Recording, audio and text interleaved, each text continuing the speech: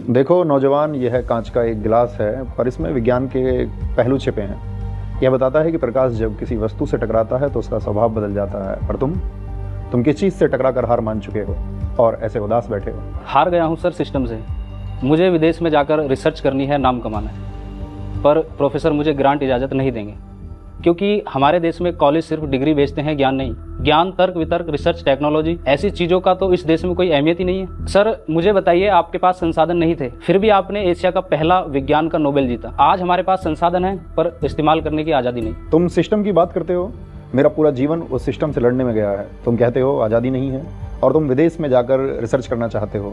मैंने इसी देश में रहकर भारत देश का पहला जर्नल रिसर्च पेपर लिखा था। मुझे बताओ, जिस उम्र में आज बच्चे 12वीं की परीक्षा पास करने की तैयारी करते हैं, मैं उस 16 साल की उम्र में फिजिक्स में ग्रेजुएशन करके गोल्ड मेडल लेकर खड़ा था।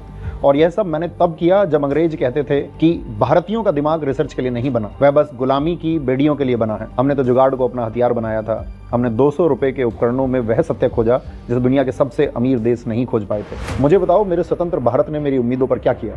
मेरे जाने के बाद क्या विज्ञान को पहली जगह मिली? नहीं सर, यह सबसे बड़ी विडंबना है। हम आज़ादी के दशकों बाद भी रिसर्च और डेवलपमेंट पर अपने जीडीपी का मात्र 0.7% खर्च कर रहे हैं। सर हम चीन और अमेरिका की बात करते हैं कि उन्होंने विज्ञान में महारत हासिल कर लिया, पर हम यह देखना भूल जाते हैं कि वह अपनी जीडीपी का 3 से 4% रिसर्च और टेक्नोलॉजी में खर्च करते हैं। हम छोटी से छोटी टेक्नोलॉजी, हथियार, यहाँ तक कि AI के सॉफ्टवेयर के लिए भी दूसरे देशों पर निर्भर हैं। सर आप तो आज़ादी के 23 साल बाद तक जिंदा रहे। आपने देखा होगा कि कैसे उस समय आप जैसे महान वैज्ञानिकों के रहते हुए भी सरकारें विज्ञान की मशाल को नहीं थाम पाई। फिर आज के दौर में तो लोग विज्ञान की मशाल की लौ से भी डरते हैं। ऐसे लोग बिजली, सड़क, रेलगाड़ी, स्मार्टफोन को तो इस्तेमाल करते हैं, पर विज्ञान को नकार देते हैं, क्योंकि विज्ञान जब भी उनकी रूढ़िवादी सोच पर हावी होता है तो फिर वह अंधभक्त बन जाते हैं। सर हम आज के दौर में ऐसे भारत में जी रहे हैं जहां लोग कर्म, विज्ञान, तर्क वितर्क की बातों पर भरोसा नहीं करते, बल्कि पर्ची पर लिखी हुई बातों पर भरोसा करते हैं। यानी हमने गोरे शासकों को तो हटाया, पर रूढ़िवादी सोच की गुलामी को नहीं हटा पाए। उठो और यह आलस करना छोड़ो। तुम तर्क वितर्क करने से डरना छोड़ो। तुम प्रोफेसर से, टीचर से क्यों डरते हो?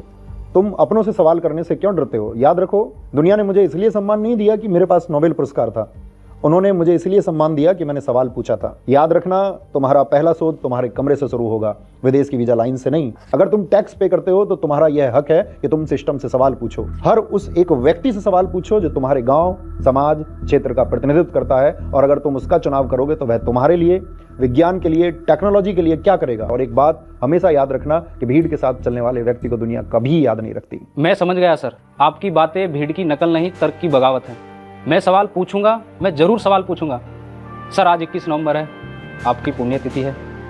मैं वादा करता हूं कि विज्ञान और तर्क की आपकी विरासत को इस देश का युवा मरने नहीं देगा।